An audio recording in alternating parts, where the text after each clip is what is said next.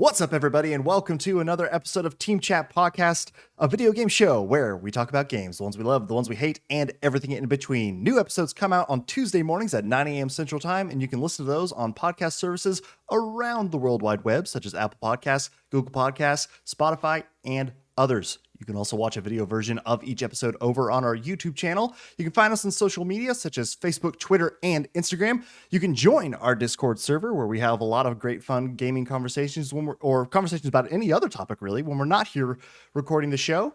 And you can also, and links for all that are in the description below. And if you want to help make the show bigger and better, you can do that as well by going to patreon.com/teamchatpodcast, just like Susan M, James K, Ben W, Michael B, Fuchsia Rascal, Andrew M, Michael S, and Brandon W have done by going to patreon.com/teamchatpodcast and supporting the show for as little as $1 a month. And in return, we'll give you cool perks like getting the episodes early before their general Tuesday release, access to a private channel on our Discord server, the Rogues Gallery, as well as early access for our $5 tier to another side show that we do, a subsidiary show of Team Chat Podcast called Team Chit Chat, where Mogan and I talk about things that are not related to video games because, hey, we have other interests as well, and we'd like to share those with you to let you all have a little bit of insight into our lives outside of the show as well. So those get 2-week early access to patrons, and then are released to the general public on YouTube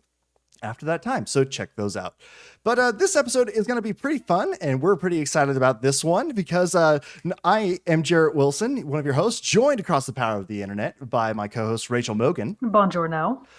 And then also we are joined today by a special guest, SleepySnails. Yay! How's it going, Sleepy?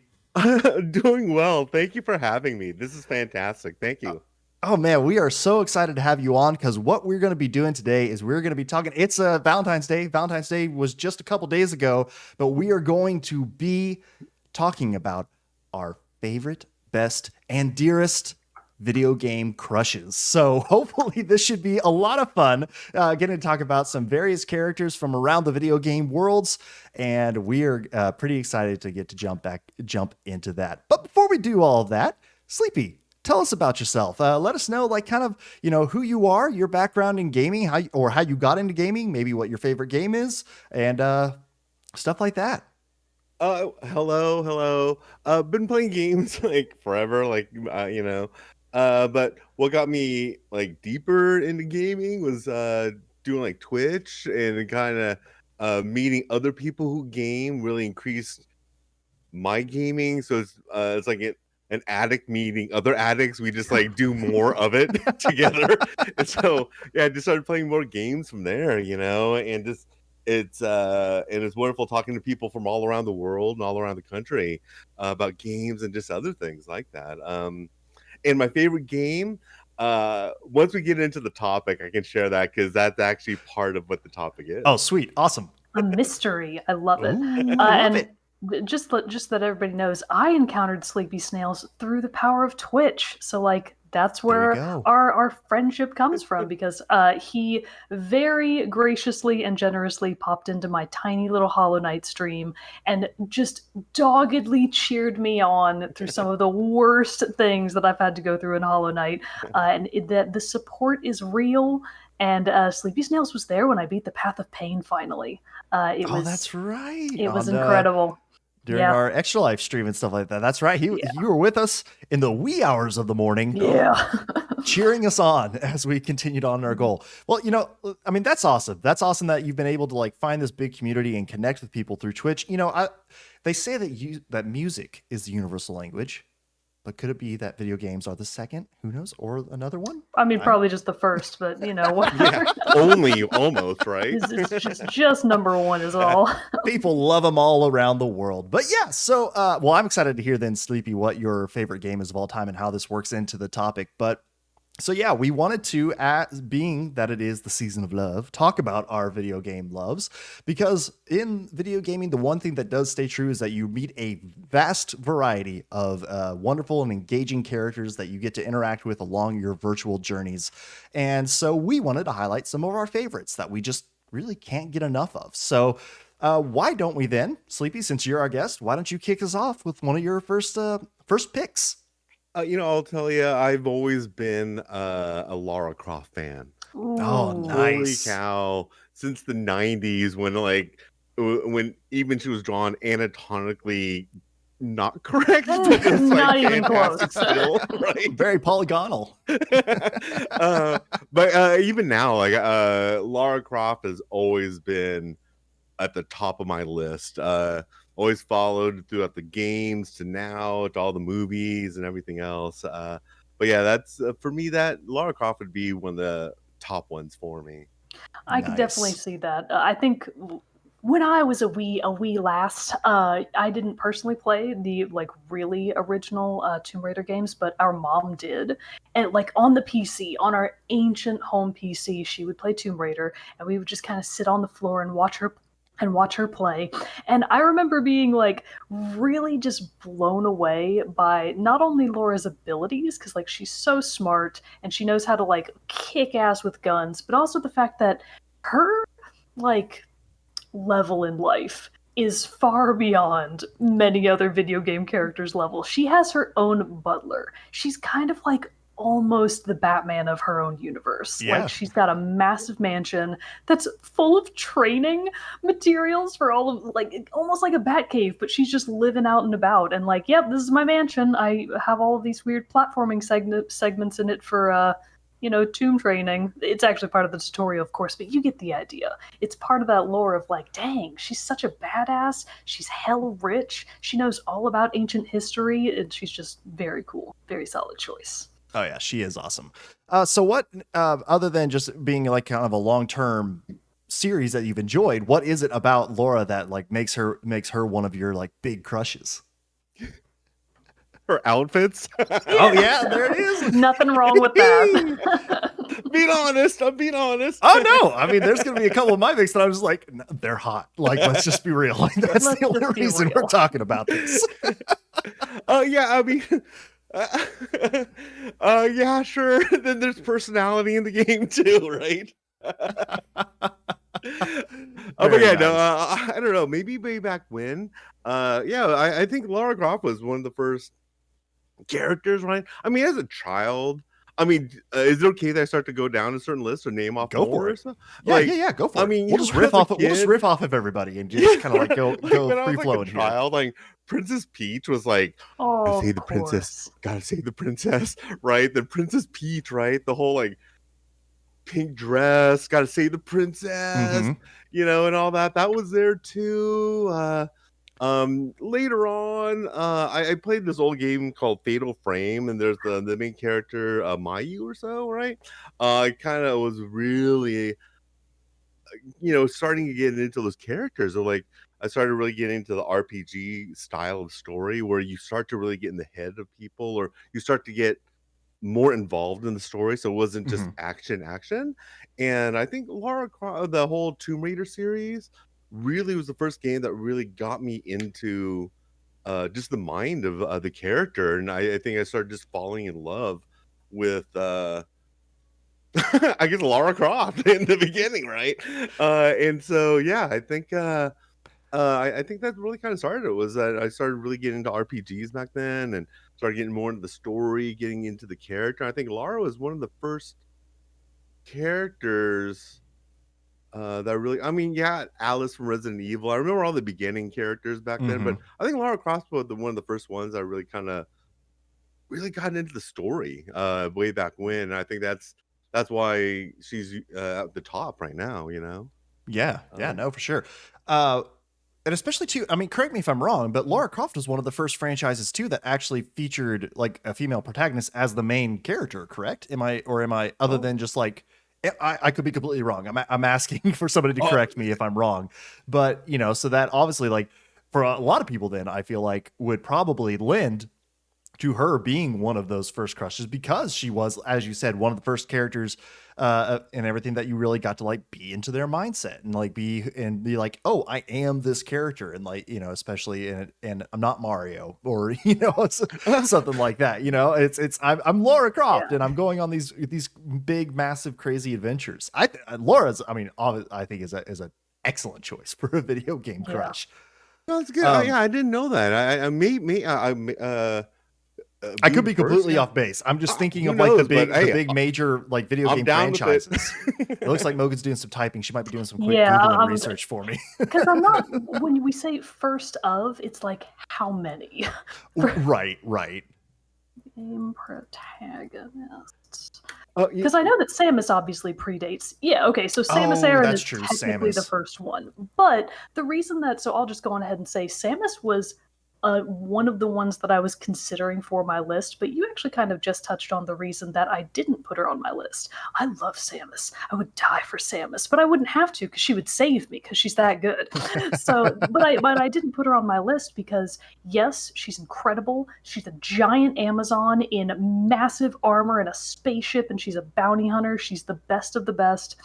But kind of the way Mario and even Link from The Legend of Zelda are, they don't really have that much in-your-face personality. It's kind of read between the lines personality, like their reactions and some of their, not even really voices, their sound effects. Because the only game that Samus actually speaks in, and it was a mistake, is Metroid Other M. And it's like, ooh, yikes, that game actually kind of didn't do much for her character by giving her a voice. They kind of effed it up. So the same thing kind of goes with Mario and Link. Like, you wouldn't give those characters voices per se, because it would almost clash with their established personality.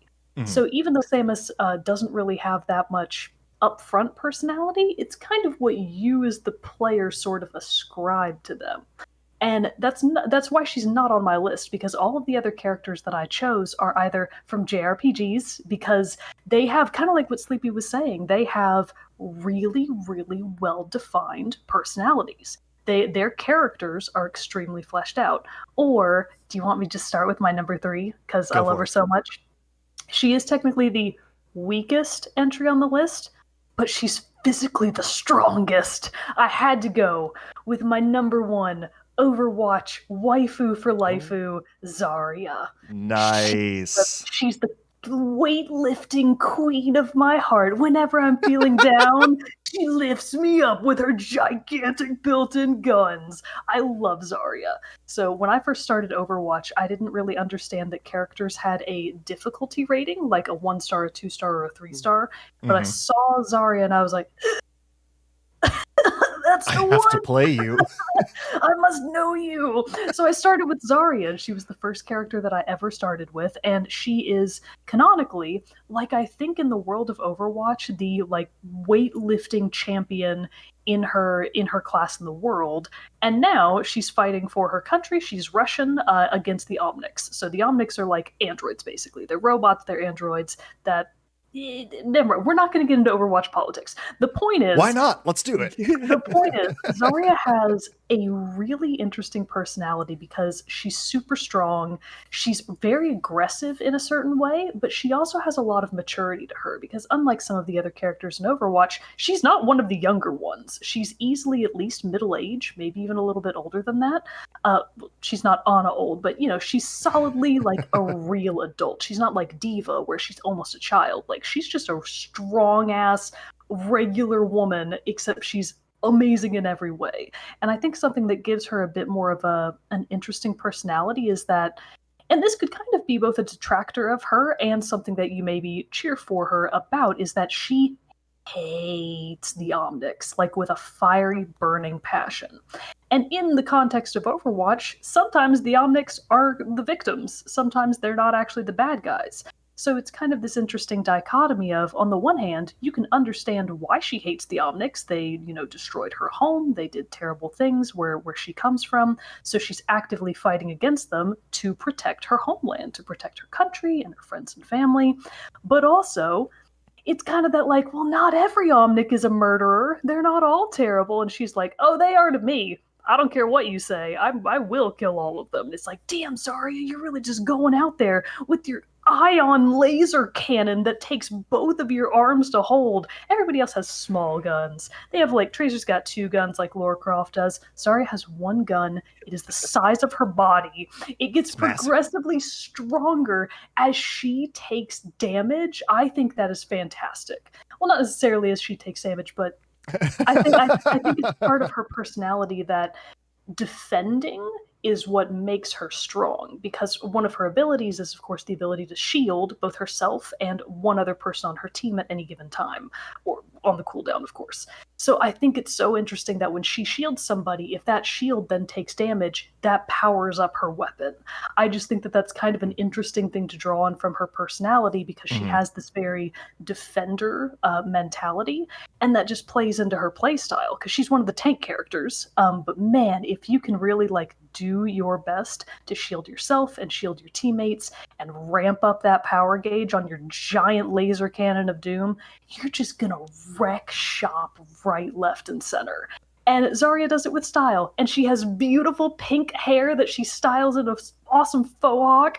And she, even though she's from Russia, she doesn't even wear sleeves normally. She's like, I don't need them. I want to be able to show off these guns at any time. I don't care how cold it is.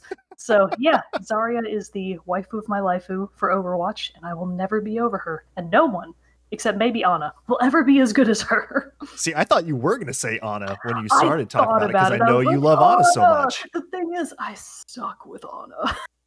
Oh, God. So even though I love Ana, I couldn't, like, and she also wasn't my first. Zarya was the first character in Overwatch that I instantly latched onto. Oh, that's right. And Ana was a like a expanded character, like an added on character. She wasn't even an original. I don't think. Wasn't Ana? Ana was the first edition, wasn't she? She was the first character add on. I think so. I think it was Ana. But anyways, that's very true. Zarya, I don't play Overwatch, but I know who you're talking about, because I watch people. But the way you described it, I'm like, I may have to check it out now. Like that. That's a good description. Yeah. So, Sleepy, something he said, it kind of like triggered the question when you're talking about like how, playing RPGs and like getting able to explore explore people and being in their mindset, being that character, not just someone who is voicelessly shooting things all the time. That makes it's a slight detour from what we were originally going to be talking about, but I just had a quick question for the group. Who was the first character you romanced in a video game? Ooh. If you can remember. I'm not sure I know. One of Miss the first Pac-Man? ones. How far back do we go? I don't think I know. I mean, one of the first in an RPG or something like that. What's a character that you like through like meeting in your party, or like a side NPC that you had the options to? Well, so here's the thing. Back in my day, like that's the thing, is that back when I was first playing games, that wasn't really a common mechanic. Like the whole idea of relationships in video games being canon, being part of it, that didn't really kind of become a thing until later. And even then, it was like, this is the protagonist, this is their love interest. A good example of that I can think of is The Legend of Dragoon. It's one of the first games that I can remember playing, and of course you have to play as Dart, the main character, and Dart's love interest is clearly the character of Shauna. And even when I was playing it then, I was like, I don't like this. I don't want to romance Shauna. I'm not into this. I'm 10, I'm anywhere between 7 to 10 years old. I'm not about this life. So I was like, because the game has a couple of just very short little, like, you can choose the voice line for Dart in response to something that's happening. And anytime it was trying to like push that relationship of Dart and Shauna, I was like, no. I'm going to pick whichever one of these voice lines I think is the wrong choice, and we're going to go from there. And guess what? It didn't matter, because they still wind up together at the end of the game, because that's the way games were back then. So I don't think I know what character would have been my first choice of this is who I chose to romance. I just don't know. Sleepy, how about you? You thought of anybody? Yeah, I'm thinking of like, when was the first like, oh yeah, kind of moment in playing the game. I mean, I'm trying to think, maybe some of the early Sims games where you really kind of controlling the characters, controlling communities, you're really investing yourself into the game like that. I mean, maybe back then, where the idea of like like the idea of, oh wow, you can really. I mean, I think it was a fantastic deep words that you're saying earlier, Mogan, was like, you're creating that dialogue in your head, because they're not really talking, so like you're creating it, and you're just maybe I don't know, I'm just trying to think, maybe The Sims probably game was probably one of the first ones where I really kind of got into it. Nice. That's actually really funny because, as far as I know, that actually would be my correct answer. I didn't even think about it at the time, but it's kind of a yes, it counts, and yes, it doesn't. And no, it doesn't, excuse me. Because back when I used to play The Sims at my friend Jessie Janae's house, way back in the day, we would play The Sims, the first one, and Unreal Tournament 2004. And in our first Sims game, we both had characters, like, in that same game, and our characters accidentally fell in love and we didn't realize it, and then they got married, and then they adopted a baby because they were lesbians, and they were like, well, adoption it is. And it's like, oh my god, what happened? Again, we were really young, we were like 12, and we were like, oh, how did this happen? How about this? How about that? So yeah, that's actually probably the first example I can think of me technically choosing like a romantic interest, but it just happens. Sometimes your character just loves another character in spite of your input. It's like, okay, whatever. I guess that's fine. That would be the one. Good old Sims. I totally forgot about that. I think the first character I ever romanced was in an RPG. It was in Dragon Age Origins. Actually, yeah, a lot of my first video game romances would have to be in the Dragon Age series. Is it Varric? No, although, God, Varric. My goodness, bring Bianca over to my house and let's have a party. That's the name of his crossbow. We know. I was explaining to Sleepy in case he didn't know, and anybody else listening. But Varric Tethras, I could go on about Varric forever. He's a brave adventurer. He travels writing his books of all your adventures. He is a heavy drinker adventurer, but will have your back in a fight. He's a rogue, scoundrel of a character, but heart of gold, that Varric Tethras. But no, that is not who I'm here to talk about. It was my first romance choice that I picked in the video game. It is, though, the character Morrigan from Dragon Age Origins. And if you were to Google an image of Morrigan, you would be like, I understand. Oh, I know. I already know what you're talking about, and I haven't even finished Googling it, but I already know. I mean, similar with you, Sleepy, and Lara Croft, she hot. And so I was like, yes, please. Outfit. And she got a great outfit. And also she had dark magical abilities. Who isn't attracted to that? You know what I mean? So it was definitely Morrigan, I think, was the first one for me from Dragon Age. And then, yeah, like later on in Dragon Age 2, I romanced Anders, a mage, because, he was just trying to help people and be a good buddy for everybody in the world. And I was like, damn, dude, that's awesome. Come over to my place. Let's hang out. And so that was so the Dragon Age series has actually been a lot of fun for all of its different romancing options and all that stuff. But so I'll go ahead and count that one as one of my as one of my all-time video game crushes too. Is definitely Morrigan, I think, from Dragon Age Origins, because I think as soon as I was introduced to her character and I figured out in the game that romancing was a thing, I was like, yes, hello, how are you doing? So, yeah. Hey there, Sleepy, what's another one up your list? I was going to say, like, I'd like to submit non-humanoid. Okay. Dude, as well. We're going all over the board. This is video games. They're everywhere. We can be everywhere. You know what I mean? Right? There's two I'd like to mention. One, in Fallen Order, there's a Marin, right? I really enjoyed her. She kind of played more in the second half of the story, right? But I definitely was way into Marin. Nice character, Marin. All that, right? Yep. And the next one, I know this is a weird obsession, but I'll kind of like mention it. Yeah, I did meet you on the Hollow Knight stream, White, because I kind of like an obsession with Hollow Knight, and I'll even share with you. No one can see this when I stream, but here on my microphone. Oh, that's so cool. That's so cute. So that when I'm ever talking to my mic, I'm actually talking to Hornet. Oh my god. Kind of weird, right? But yeah, hey, how can you go wrong with the burgundy dress, nice little legs going on, the little horns happening? She's got a big old needle that kind of functions as a lasso. Definitely. Hornet Right. is. I thought about Hollow Knight characters when I was thinking about it, but I was like, the Knight's too adorable. It doesn't really count.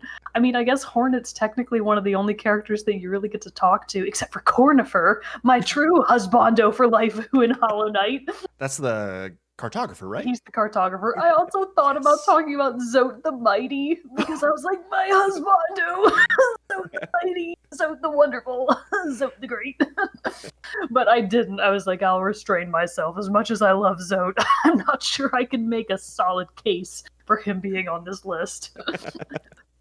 That's awesome. That's a fun pick too. I've actually just met, I mean, because I'm very slow at Hollow Knight, but I am just the part where you're meeting Hornet and stuff like that. Because so I'm sorry, I don't unfortunately. It's been years. I know, but it's so hard, Mogan. You both know this game's so hard. But no, I do have to agree with you with Night Sister Marin.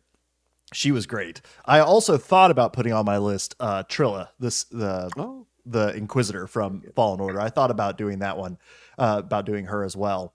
But I think, where was I going with this one? Oh, so to switch up the order a little bit, one of my other secret crushes, Mogan, in this one, you and I kind of share this one. Oh boy. Is because it from Stardew Valley? No, actually. Dang it. No, but I say we share this one because we legitimately did choose this person as our husbando when we played Dream Daddy. It's course. Matt Sella. Coffee shop owning, choice. Music playing, beautiful man. Matt Sella from Dream Daddy.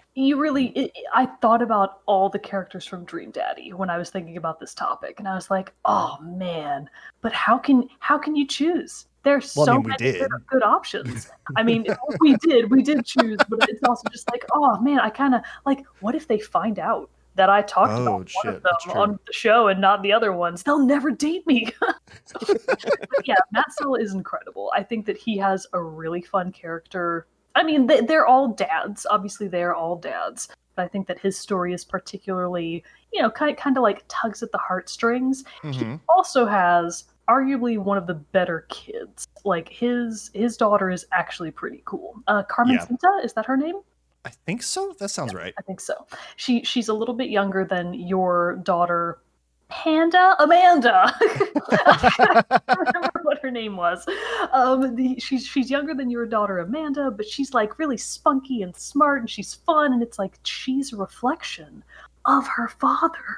Yeah. He is fun and spunky and smart, and it's like, yeah, okay. Plus, who doesn't want a guy that owns a coffee shop? Right. SleepySnails can back me up on this. Nothing is sexier than the smell of perfectly roasted coffee. And to have that coming home every day, would there be anything better? I kind of don't think I'm already in love, actually. Yeah. Already there. I got to let everybody know. That is one of the highlights of our Discord lately, is that Sleepy does A+ food and coffee content onto our Discord. You can always know that you're going to log on there, go to our All the Rest channel, and you're going to see either a wonderful video of him making his morning cup of joe or espresso, whatever you're feeling like today, or just some fantastic looking dishes of food. My God, like I always see them and I'm just like, oh, that looks so it looks so good. So I got to give you props for that, because man alive, those make me real thirsty for some coffee and real hungry all the time. Thank you. Oh man. So Mogan, what it would be but then Sleepy. So I say we chose that character together because we at the beginning of last year we streamed Dream Daddy together as part of our monthly. I don't know actually that game. I don't know what that is. Oh really? Yeah. So Dream Daddy it's called Dream Daddy, a dad dating sim or something like that. So basically you play it's a dating simulator where you date, where you're a dad, where you as a dad you exclusively date other single dads who all live on the same cul-de-sac as you. They all live on the same street. And you're just That's dating hilarious. dads. It's like, oh, finally a game made for me. It was awesome. It was so much fun, and it was a super fun one to play on stream too, because we were like doing. They didn't have like full voice acting for the game either, so Logan and I were like doing voices for everybody. It was a fun time. But yeah, so that one we played it together through the same file as we were playing. So that's what I mean. We chose Matt together because he is who attracted both of our hearts. He won us over big time. Yeah, he did. He's an A+ choice for sure. I gotta look up for the game. That's hilarious. Yeah, you should. I don't think it's like, how much is it really even? Like it's maybe like a $15 game like normally. And you can regularly find it on sale. Like if you were going to buy the game on Steam, there's almost always a sale on it. On Switch, it does occasionally go on sale as well, but I think even full priced, it's only 15, max $20, and I kind of think that's a stretch. Nice. That's so funny. Yeah, it was a bargain price for endless dads. I know. How many are there? 6, 8 other dads? 6. Yeah, that sounds. I think 6. 8 sounds like too many. Can't remember. But if you're looking to find your true video game crushes and husbandos, yeah, go for Dream Daddy, because you'll find it there. There might be 7. Anyways, whatever. Anyway, lots of dads. We'll count dads later. So Morgan, who is another one of your video game crushes? Yeah, so my last two are both. I'm actually kind of ashamed. I don't have a single husbando on my own list. I only have waifus, and I like, no offense to husbandos, but they gotta step up their game, because my waifus are like cream of the crop, baby. You can't beat them. So it's not my fault that waifus are not made equal to husbandos. They're made better. So my second one, and it was kind of a race between the first two, but not really. Like when I actually looked into my heart, I was like, never mind. I know who's number 1. But number 2 is going to be Idia Lee from Bravely Default and Bravely Second. So I do not know this character. I don't think either of you have played the Bravely series. Snails, have you? No, I don't. Oh my god. Which is fine. Idia Lee. So EDEA space LEE. Idia Lee. Now, she's kind of one of the harder ones to fit on my list, because this is like a star, an asterisk.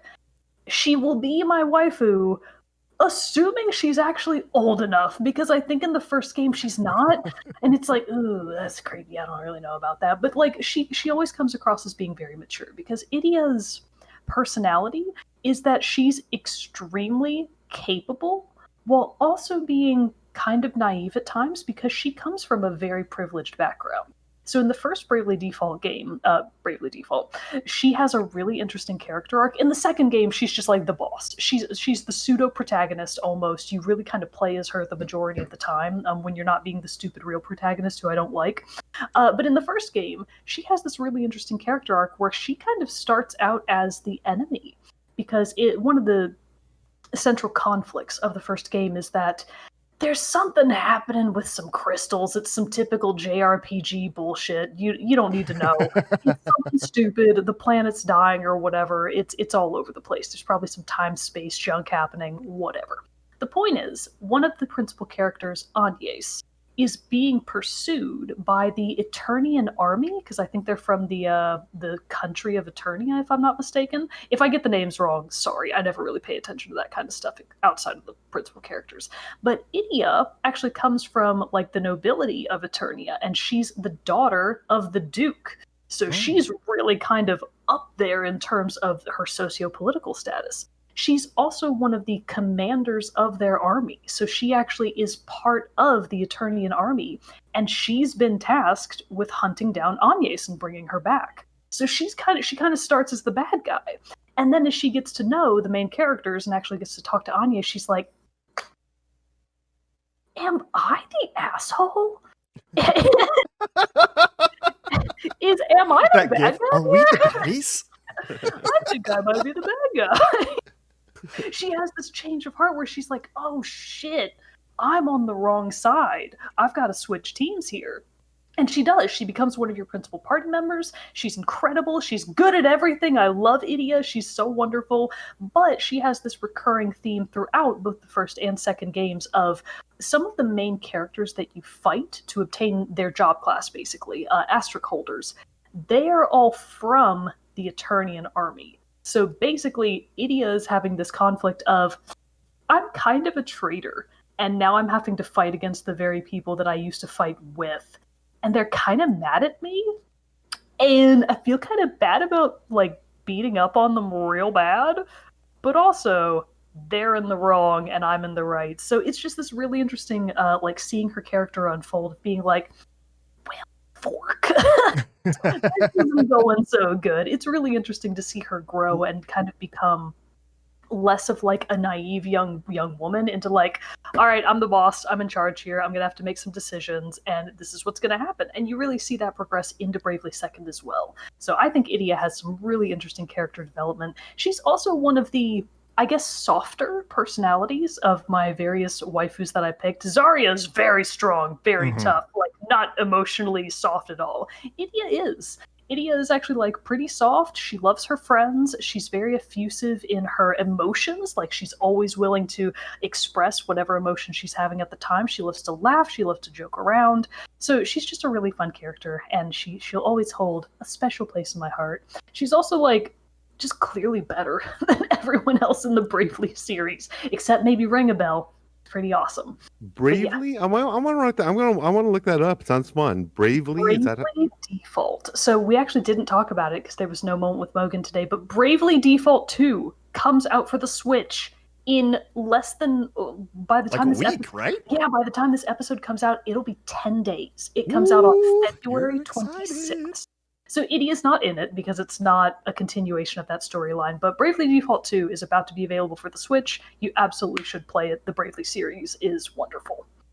Oh yeah, I meant to actually mention that at the beginning of this, but since we're not doing a moment with Mogan, and we've mentioned some characters from Stardew already. Stardew Update 1.5 for consoles is out now, everybody. The big update for that game is out now. You can play it across all systems that it's available, so check it out.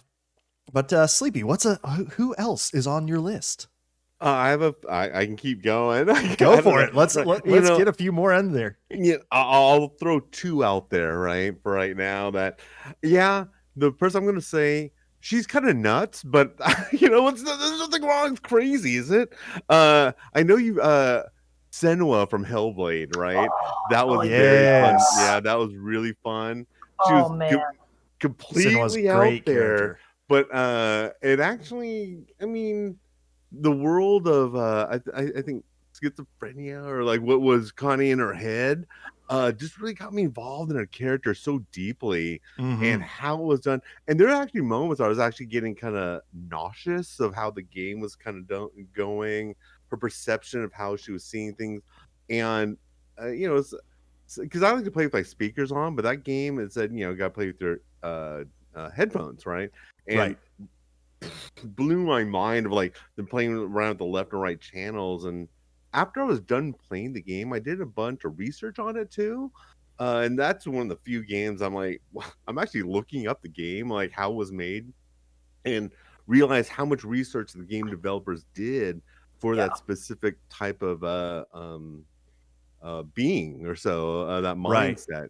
And it just blew my mind of how they try to get as realistic to it as possible. And Senua, waifu, totally kind of out there. I don't know how real that could be, right? But I mean, knowing that character brought me into a world of understanding that I didn't have, Oh yeah, totally.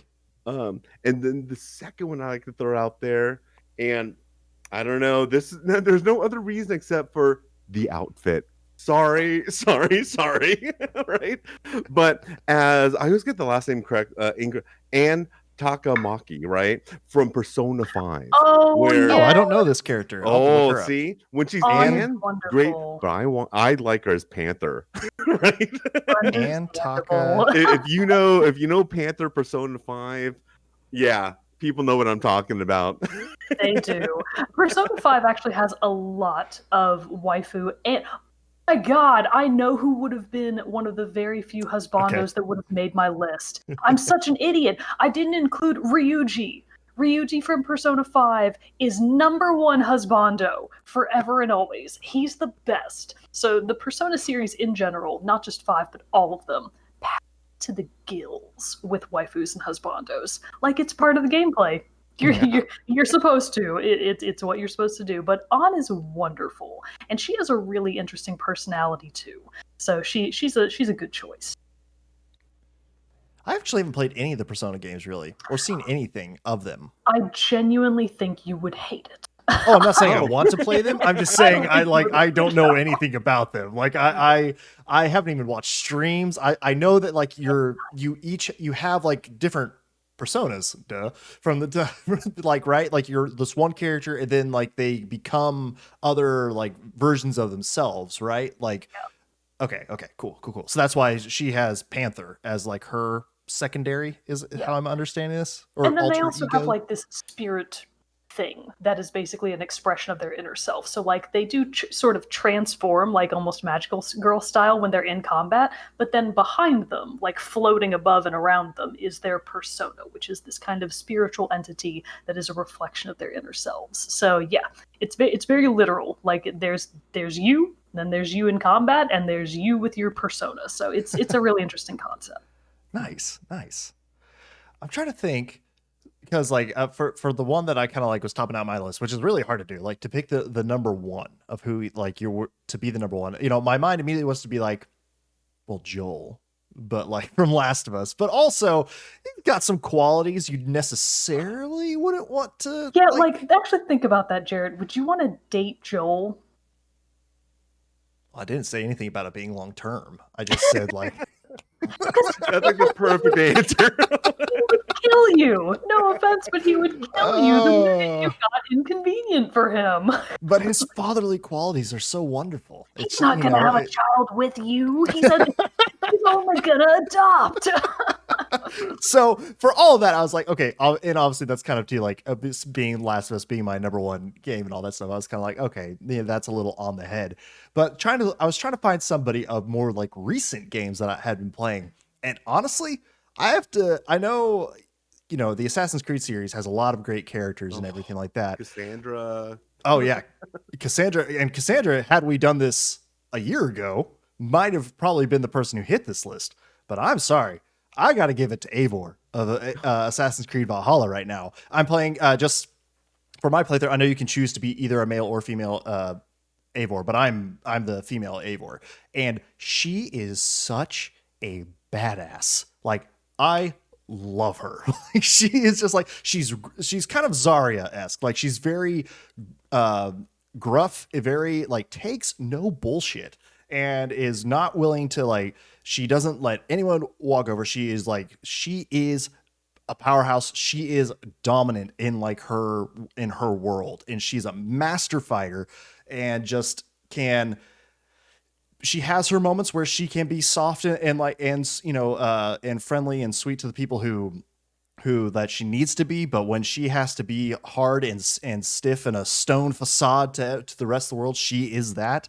And my God, have I enjoyed playing Valhalla just because, like, honestly, she is one of the big reasons why I love it. And I also too love, like, she has a very gruff voice and just is very like, and even too, just as far as her character model, like she's got a big scar like on her face. She's got like the bite marks from like a wolf attack when she was a kid. Like, so she's kind of like a rougher around the edges character in general, but still like she just, how they wrote her character and how she interacts with the world around her in Valhalla is just so cool. And I just have to give it to Eivor, I think, for this go round, because I'm waiting for Valhalla to come out on Steam. Like I don't have a console, and so like I'm a huge Assassin's Creed fan. Oh, nice. So I'm just waiting for it to come out on Steam, or you will I gotta buy a console and I can't do that. So I can afford Steam, so I just gotta wait. And they I think they're expecting it like even next year. I mean, I gotta wait a while for it to come out on Steam. Oh man, it's so good though. Like you'll love it. Which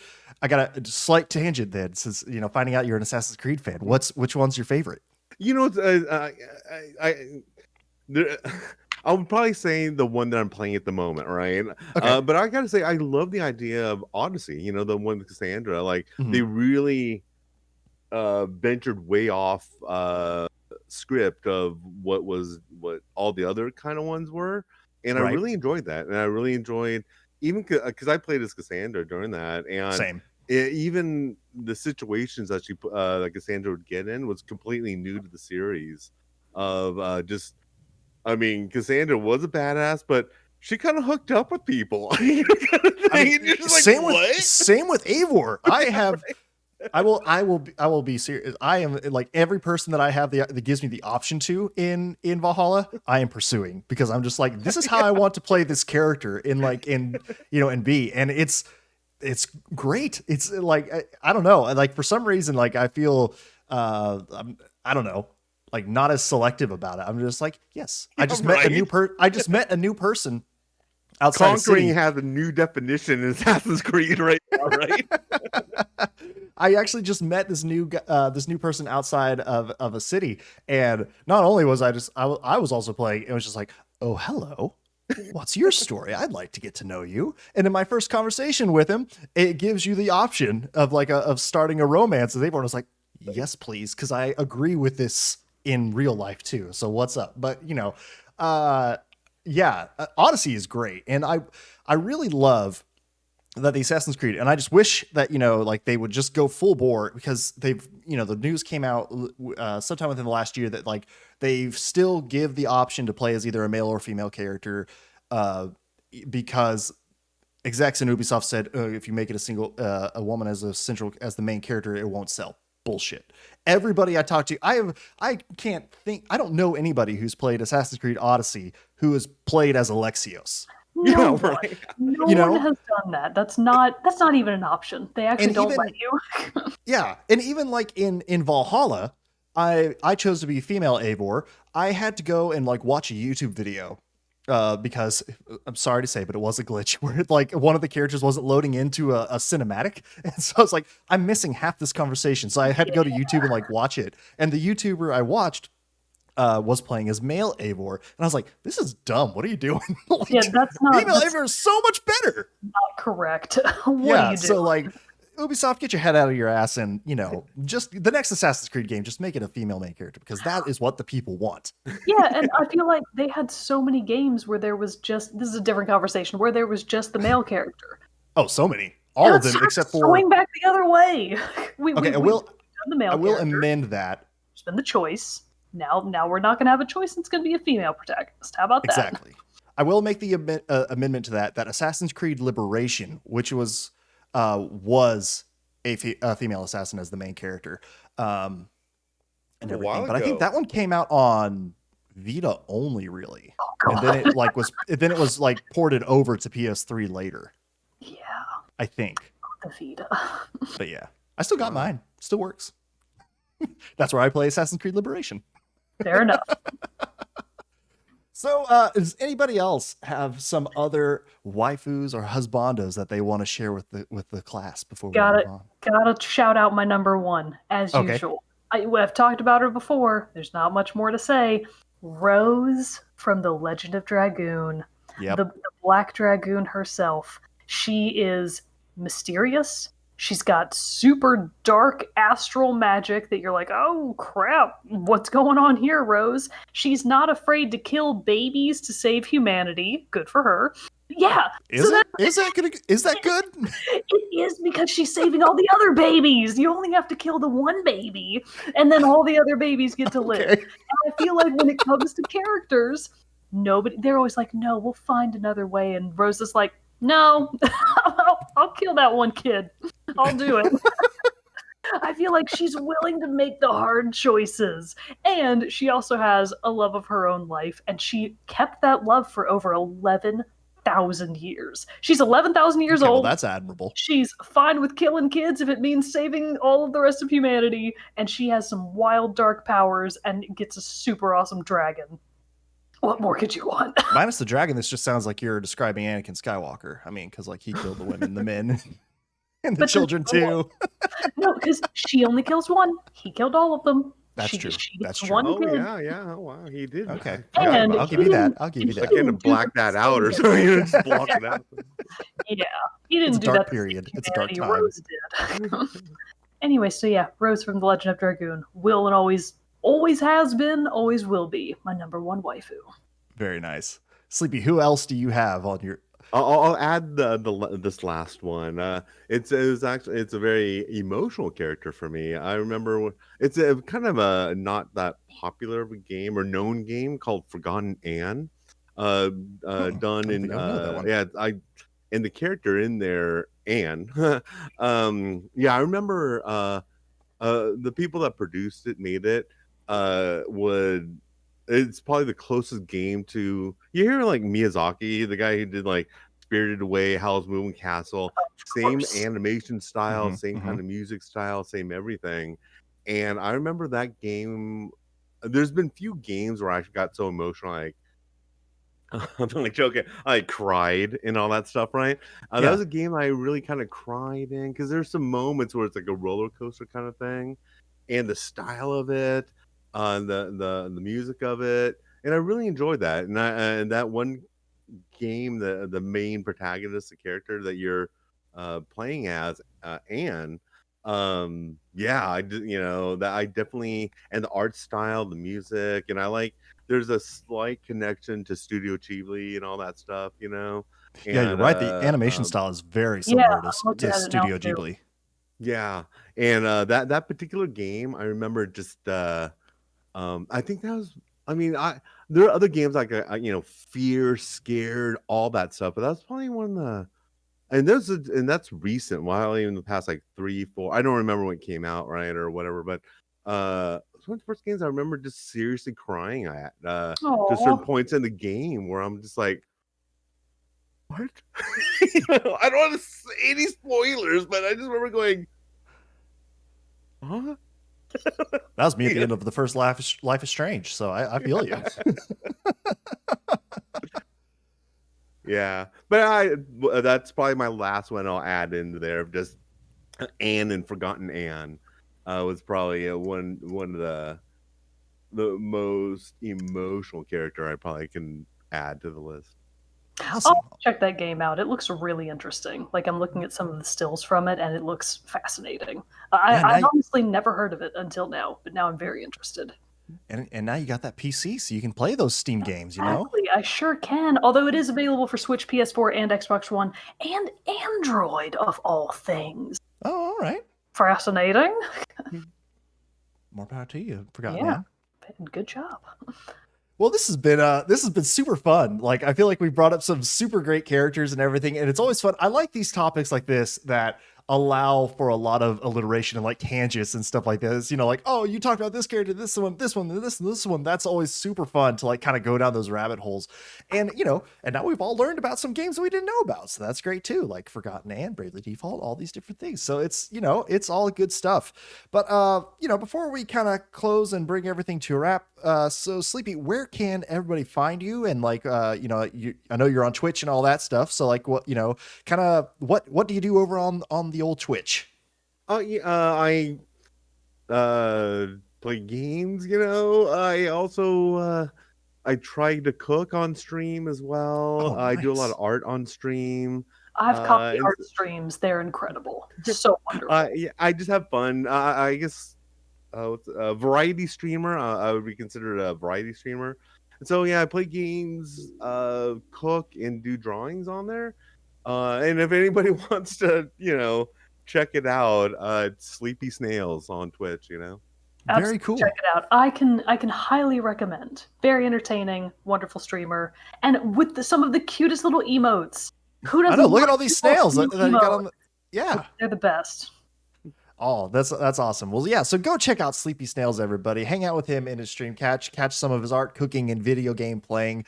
Because it's been super fun having you on here, getting to talk about this. I mean, we do have to give you a shout out too. That again, I'm a terrible host. I apologize. I didn't say it at the beginning, but you gave us the idea for doing this topic. So yeah. like, oh my god, this was SleepySnails' topic idea. I'm sorry, I didn't say that right off the gate, but yeah. So it's been super fun getting to have you on and just get to know you a little better. Like I know we've all talked in the Discord and everything like that, but a good old face to face over the internet conversation is a great way to get to know people. And so it's been super fun getting to chat with you and hang out and talk about some of our favorite video game crushes. So thank you very much, Sleepy, for being on. Thank you. So, but like usual, though, we would love to hear what some of your favorite video game crushes are as well. Who are those characters that just really get your heart a-fluttering? Well, let us know by sending us an email at teamchatpodcast@gmail.com, following us on all of our social media, Facebook, Twitter, Instagram, joining our Discord server where you can talk about it with us there. You can also, comment below on the YouTube video if you're watching there or wherever you are watching, listening to the podcast. We would just really love to hear from you and talk video games with you all. But until next time, everybody, I'm one of your hosts, Jared Wilson, joined across the power of the internet by my co-host, Rachel Mogan. Adios. And our special guest, SleepySnails. Thank you. Well, thank you so much, Sleepy, for being on, and we really enjoyed it, and we will see you all next week for another great... Oh, actually, wait, next week is... No, it's not the end of the month yet. I thought it was the end of the month, so it was going to be our stream night, but it's not. We got another episode in the coming at you next week, so we will see you then. See you later, everybody.